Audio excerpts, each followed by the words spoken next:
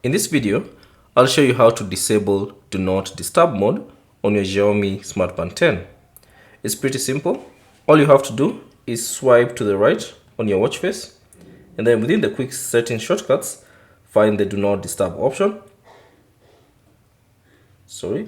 And then tap on that icon, and that should disable Do Not Disturb mode.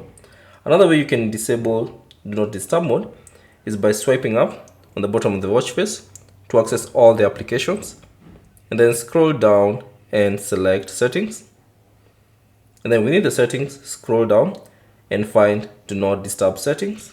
Tap on that and then select Do Not Disturb, and then ensure that this option has been disabled. So tap on that toggle switch icon, and that should disable Do Not Disturb mode. Additionally, if you set a custom Do Not Disturb mode, simply tap on custom and also ensure that this toggle switch icon has been disabled. So tap on that, and that should generally disable Do Not Disturb mode on your Xiaomi Smart Band 10. Thanks for watching. If you have any questions, leave them down in the comment section below. And if you found this video useful, consider leaving a like and subscribe to the channel.